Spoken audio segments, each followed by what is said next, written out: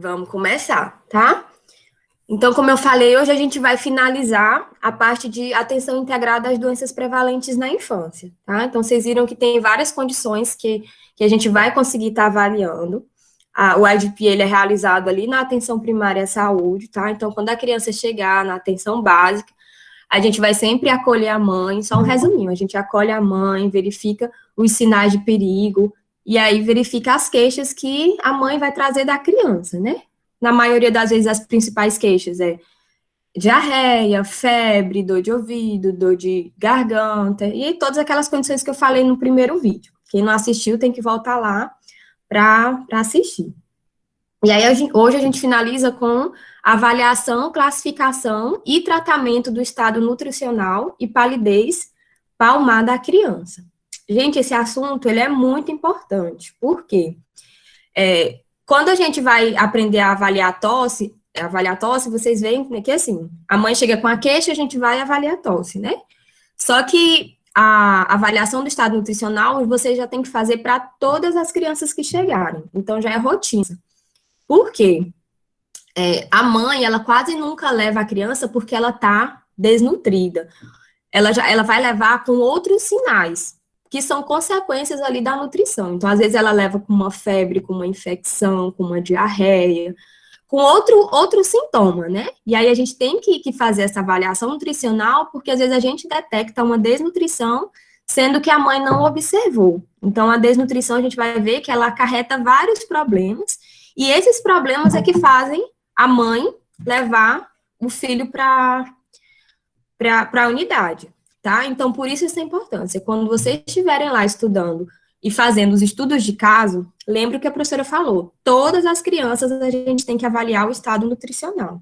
Então, a gente vai verificar os sinais de perigo da criança, fazer a avaliação do estado nutricional, e aí depois seguir com a avaliação daquela queixa que a mãe trouxe, né? E aí eu primeiro vou recapitular um pouquinho para vocês o que é desnutrição e o que é anemia, para a gente conhecer primeiro os sintomas, os sinais, para conseguir classificar, tá? O perfil de saúde, o estado nutricional de toda criança e de todo indivíduo, ele está diretamente relacionado com o nosso consumo alimentar. Então, isso vai depender muito do que a gente se alimenta, como são as práticas alimentares nossas em casa, né? E aí, a alimentação inadequada e a falta de nutrientes vai trazer várias sequelas para essa criança, vai acarretar várias condições, como doenças infecciosas, a própria desnutrição, excesso de peso também, né? Não só se atentar à desnutrição, mas também o excesso de peso. E a carência de vários micronutrientes, como carência de ferro, de zinco, vitamina A, entre outros.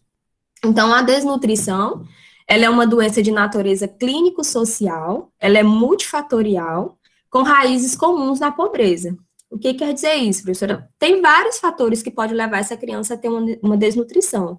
Pode ser a própria alimentação, mas pode ser, tipo, uma infecção que essa criança tá, uma doença que vai causar o déficit de nutrientes, né? Então, são vários fatores.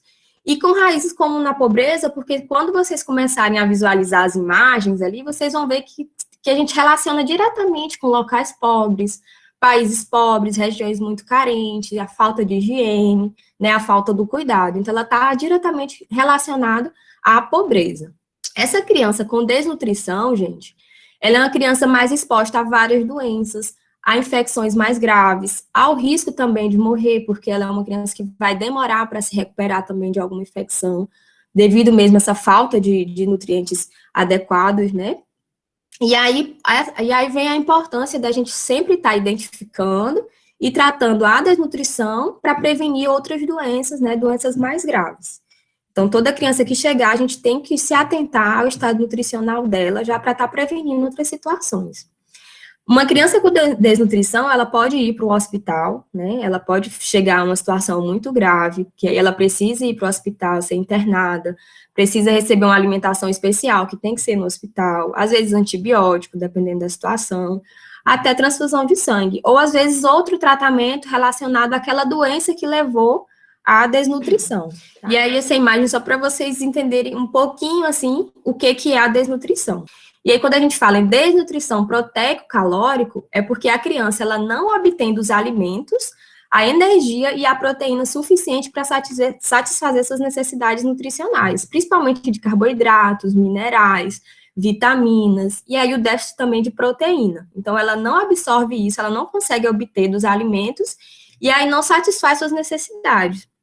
E principalmente aquela criança que está ali até os 2 aninhos de vida, que vocês viram nas aulas anteriores, que é a fase de maior crescimento, né, a fase principal de desenvolvimento. Então, é a fase que elas estão mais precisando desses nutrientes e elas não possuem. Então, por isso acarreta esses sintomas de emagrecimento, né, e aí a gente vai ver na frente quais são os sinais.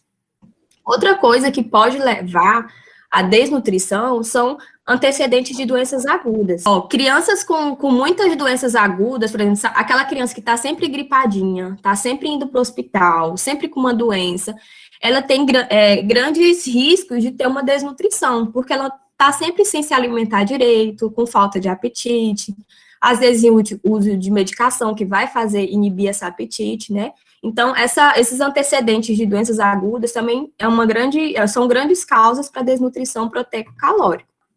E aí, essa criança com desnutrição, ela pode apresentar emagrecimento acentuado. Eu coloquei umas imagens para vocês visualizarem como é a criança realmente com uma desnutrição grave.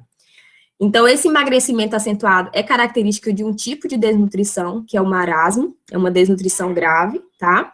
Também pode causar edema, a criança fica cheia de edema, que é o caso da desnutrição Kwashiorkor, também é uma desnutrição grave. E às vezes tem criança que pode apresentar tanto o edema quanto o emagrecimento acentuado, que aí é o caso do Kwashiorkor marasmático, tá? Eu vou mostrar um pouquinho a diferença das duas. Na marasmo, olha essa imagem aqui dessa criancinha bem magrinha. O sinal dela principal, gente, é esse emagrecimento bem acentuado. A gente costuma ver as costelas, as proeminências ósseas. É uma criança bem magrinha, com peso bem abaixo realmente do que é necessário, certo? Ela tem uma deficiência de ingestão calórica e ela é mais comum em menores de 1 ano. Ali na frente a gente vai entender por quê. Então, a característica principal do marasmo é esse emagrecimento acentuado. Lembra sempre dessa imagem, tá?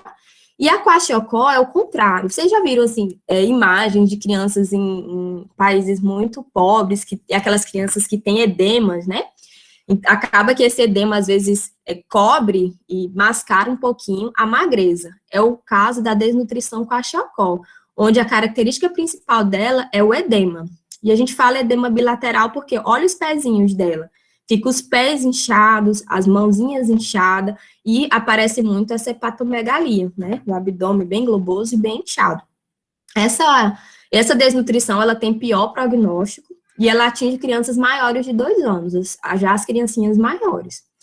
Então, só um pequeno resuminho. A Kwashiorkor, ela é caracterizada pelo edema, e o marasmo, pelo emagrecimento acentuado.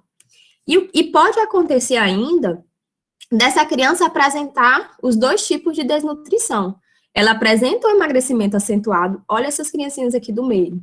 Vocês veem que elas têm emagrecimento, né? As costelinhas aparecendo, os membros inferiores bem magrinhos, a falta de gordura na região das nádegas, mas elas também têm o edema. O rosto é demasiado, a hepatomegalia. E aí aqui a gente fala que é o Kwashiorkor marasmático, onde ela apresenta os dois tipos de desnutrição. Professor, e o que causa esses sinais, tá? O marasmo, ele é característico mais em crianças menores de 1 ano, porque é a deficiência calórica mesmo desse bebê. A característica é essa evidente perca de massa muscular, e ela é causada, gente, principalmente pelo desmame precoce. O que acontece? A mãe deixa de amamentar, às vezes, por qualquer uma situação, e não oferece àquela criança alimento com os nutrientes adequados. E aí aquela criancinha já está numa fase que ela precisa de nutrientes, porque ela já não tem mais o do leite materno, e além disso ainda não recebe os nutrientes adequados, então vem essa questão do emagrecimento, então ela fica essa criancinha bem desnutrida, né? Ela está associada também ao descuido com higiene, a falta, o atraso vacinal. O que acontece? Às vezes a gente está lá na unidade básica de saúde e encontra uma criança dessa, raro às vezes que você for ver o cartão de vacina e vai estar tudo preenchido. Parece uma associação mesmo. A mãe, ela tem esse descuido, o descuido também com a questão das vacinas. Então, é aquela criança que ela tem mais infecção, que ela tem muita diarreia, muitos casos agudos, muitas doencinhas agudas. Então, é muito associada a isso. Um sinal interessante é que essa criança, ela tem um apetite preservado. Então, se você oferecer alguma alimentação, ela tá faminta, gente, ela tá com muita fome. Eu visualizo muito aqueles filmes que a criança tá bem magrinha e tá com muita fome. Então, o marasmo, ela é desse jeito, porque ele não tem os nutrientes adequados e ele também tá com fome. Outro sinal é que não tem lesão na pele, diferente da outra desnutrição, o kwashiorkor, tá? Então, a característica da criança é essa, bem magrinha, ela tem apetite, né? Ela não tem lesões. E também é uma criança que a maioria das vezes, ela vai ser levada para o hospital devido a uma infecção ou já as sequelas da desnutrição, tá? Então, a mãe, às vezes, ela não vai levar por causa da desnutrição, mas pelo que a desnutrição já causou naquela criança. E olha aqui o kwashiorkor, a diferença. Olha como é diferente a criança, né? Ela tem, às vezes, o emagrecimento acentuado, mas a característica principal é o edema de face, edemas dos membros inferiores, dos pezinhos, e a hepatomegalia. Porém, é uma criança também com cabelinho fraco, cabelinho áspero, ela tá com falta também de nutrientes, né? Só que o principal nutriente aqui do kwashiorkor é a proteína, tá? Então, quando vocês forem relacionar com kwashiorkor, é devido à ingestão deficiente de proteína. Então, existe a redução da proteína no sangue, que se chama albumina sérica, né? Então, a albumina sérica é reduzida no sangue da criança e aumenta o espaço extracelular de água e de sódio, e aí faz esse edema na criança. Por isso, esse edema. Então, falta albumina, aumenta o espaço extracelular e faz esses sinais, o que acarreta nesses sinais de inchaço, de edema, tá? Então, é a manifestação mais importante, é o edema em membros inferiores, mãos e face, e esse edema, ele acaba mascarando a magreza, né, o emagrecimento acentuado, né, que vocês olham, às vezes nem relacionariam com uma desnutrição, mas porque o edema, ele acabou mascarando. E nessa situação, a criança, ela já não tem apetite, é aquela criança abatida, sem coragem, sabe, não é igual a marasmática a criança tá com fome, ela tá necessitando nutrientes, já aqui, ela não tem esse apetite. E também, além dos edemas, ela apresenta lesões cutâneas na pele, né? Lesões cutâneas. Então, é cheia de feridinha, ela tem lesões também na pele, tá? A segunda doença, né, que a gente vê quando a gente está avaliando o estado nutricional e a palidez palmar, é a anemia, né? A anemia já é uma instalação da deficiência de ferro e ela vai causando de forma gradual. Então, aos poucos, essa criança vai apresentando os sinais. Quais são os principais sinais da anemia? Palidez cutânea mucosa, então aquela criancinha pálida, rostinho pálido, a mão pálida, as mucosas, né? Ela apresenta também anorexia, apatia, irritabilidade, perversão do apetite. Ó, gente, isso aqui é muito comum a criança ter perversão do apetite quando tá com anemia. Aqueles desejos maluquinhos de criança. Então, tem também redução da capacidade de atenção, é aquela criança que ela não consegue produzir muito na escola, né? Ela tem essa falta de atenção. Então, às vezes, é consequência da anemia. Dispneia aos esforços, então, até na hora de correr, praticar atividade física, ela tem essa dificuldade, ela cansa rápido. Em casos de bebezinho, gente, a anemia, ela é muito comum em recém-nascido. Depois eu vou até falar dos prematuros, porque quando eles estão mamando, que eles estão com anemia, o esforço de mamar causa o cansaço. Então, às vezes, a gente verifica que a criança está com anemia pela palidez e também por esse cansaço muito rápido. Bota no peito, começa a mamar ali rapidinho, ele está cansadinho. A gente já começa a desconfiar. Então, ele tem essa dispneia aos esforços.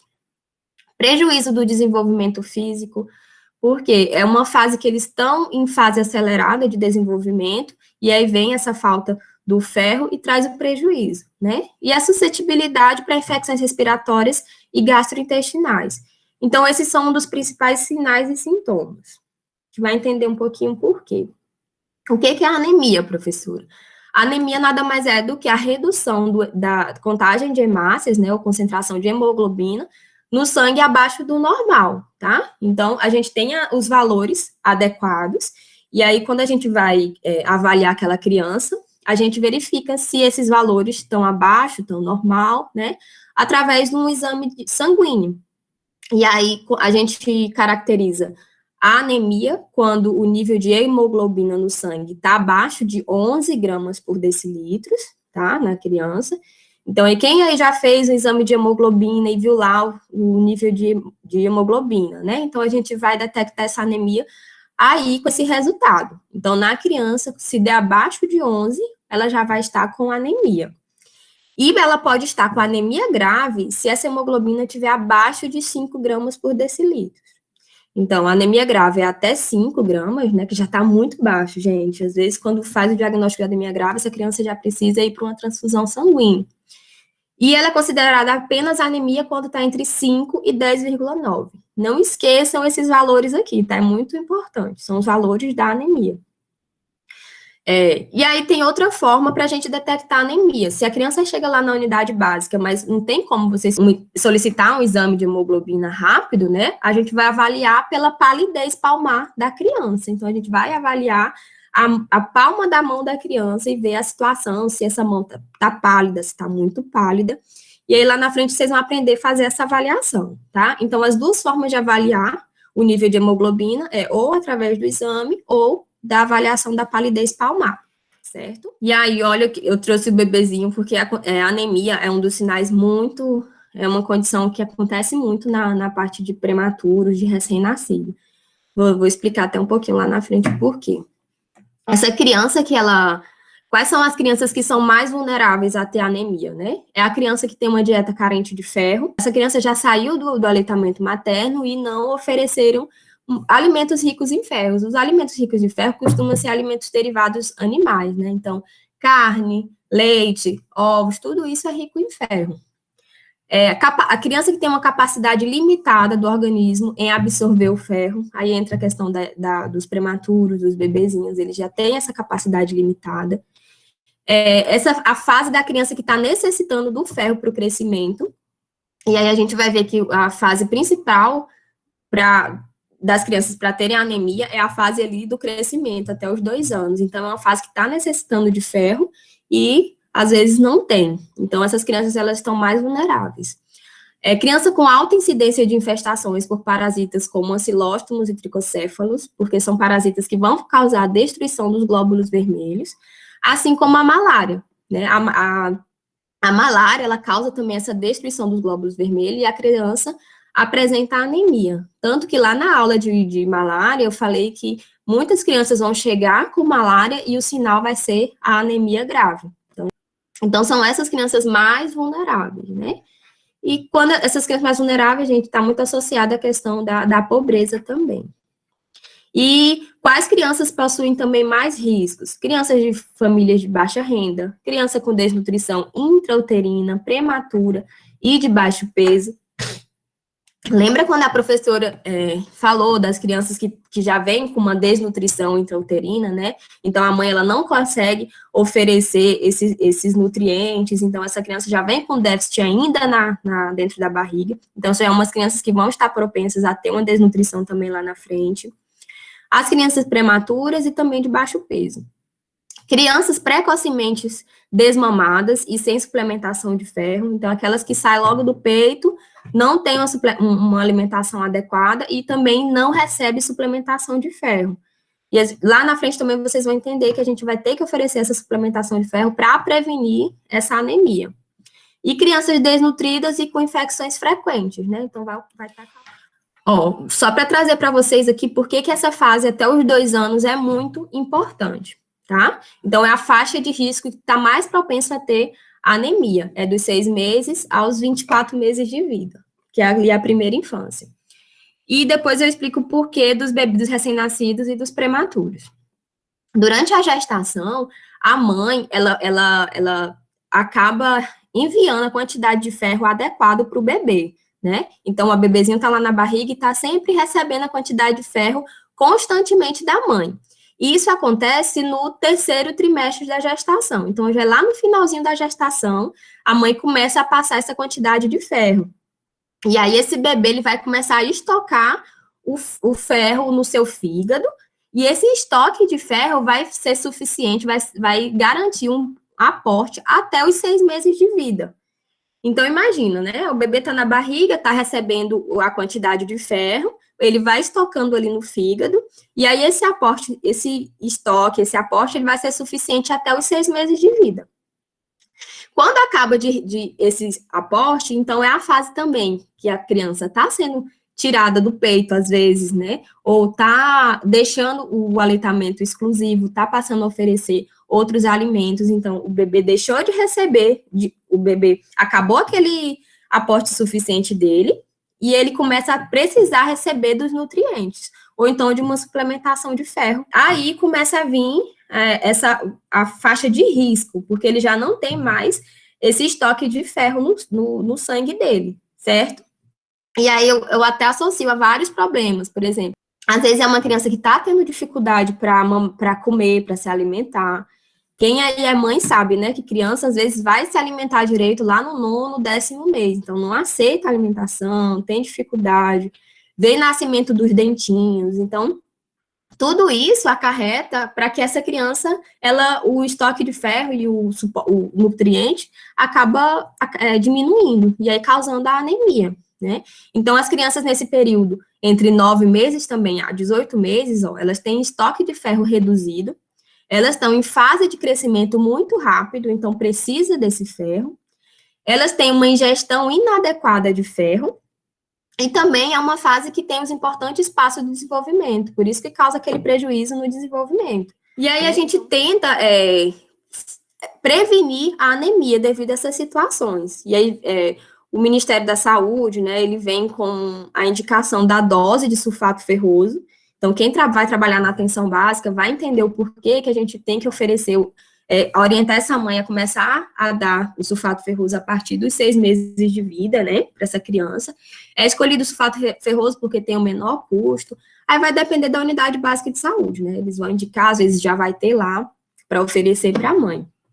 Também é orientado começar a dar vitamina C para essa criança, porque a vitamina C ela tem um poder de ajudar a absorção do ferro, e é indicado oferecer, né, o suplemento de ferro, o sulfato ferroso, na fase de 6 meses de vida até os 24 meses de vida, por causa de tudo que eu falei, que é a fase que tem um maior risco, e pelas questões características aqui da criancinha nessa fase, né? Outra coisa que a gente deve orientar, que a partir da 20ª semana, essa gestante, ela deve fazer o uso do ferro mais o ácido fólico, tá? Não só o ácido fólico, porque tem muita gestante que já faz o uso do ácido fólico, mas agora do ferro. Por quê? Porque é no terceiro trimestre que essa mãe ela tem que ter uma quantidade de ferro adequada para passar e dar esse aporte de ferro para a criança, tá? Então, ela tem que estar com os níveis de ferro também ok. Por isso que muita mãe, às vezes, precisa tomar o sulfato ferroso, né? Não é só por causa dela. Claro que tem a situação dela, mas porque ela tem que dar esse aporte para o bebê, tá? E aí, a criança que ela... Oi, meu amor. E essa gestante, ela tem que tomar esse ferro, que é o sulfato ferroso e o ácido fólico, até o final da gestação, para evitar que o neném nasça assim? Porque eu tô com uma barriguinha aí, eu fico com medo agora. Como é teu nome? Gabriele. Adriele, eu não cheguei a tomar. Não, Gabriele. Gabriele, desculpa. Vai depender do seu nível de ferro, tá? O médico vai solicitar, e, por exemplo, eu nunca tomei sulfato ferroso. Minha hemoglobina era assim, na minha gravidez, 16, 17, era muito alta. Então, depende da sua alimentação. Então, você pode se alimentar muito bem e ter uma hemoglobina muito boa, tá? Tá bom. E, às vezes, nem precisa fazer uso. Eu não tomei nas minhas 2 gestações. Mas, aí, se tiver baixo, você tem que tomar, tá? Por causa disso aqui. E aí, crianças que não estão amamentando, elas devem iniciar a suplementação de ferro aos 4 meses. Então, aquela criança que está amamentando, normal, começa dos 6 meses. A criança que não está mais amamentando, gente, ela já começa com 4 meses. E outra coisa, os prematuros. Prematuros e de baixo peso, ele já precisa dessa suplementação no 2º mês de vida. Isso aqui é a orientação da Sociedade Brasileira de Pediatria. Por quê? Às vezes vocês vão também trabalhar na parte NEL e vai ver bebezinho saindo do hospital já tomando o sulfato ferroso. Aí vai, uai, mas a professora falou que era a partir dos 6 meses. Tem todas essa situação, tá? Bebê prematuro já começa no 2º mês. Por que que vocês acham que esse bebê prematuro já começa no 2º mês? Como? Eu acho que é porque ele não recebe a quantidade necessária de ferro para estocar até os 6 meses. Isso mesmo. Como ele é prematuro, né? Tem bebê que sai da barriga com 28, 30 semanas, então ele nem pegou a fase que ele ia receber o ferro da mãe, tá? Então, bebês muito prematuros ali, tem que tomar o ferro logo, porque vem logo uma anemia. E é muito normal, gente, quem trabalha com prematuro vai ver muito bebezinho com anemia, tá? Então, e assim, aquela anemia às vezes vem, ele já tá com 1 mês de vida, já tá quase saindo lá da UTI ou saindo do hospital, aí vem a anemia, aí vem os problemas com a amamentação, aí vem, tem parada até, porque é falta de oxigênio também, né? Então, é muito comum por causa disso, ele não recebe esse aporte aí no 3º trimestre da gestação. Só um resumo, a criança normal que amamenta começa de 6 meses e vai até os 2 anos. O prematuro já começa nos 2 meses. E a criança que não amamenta começa com 4 meses, tá?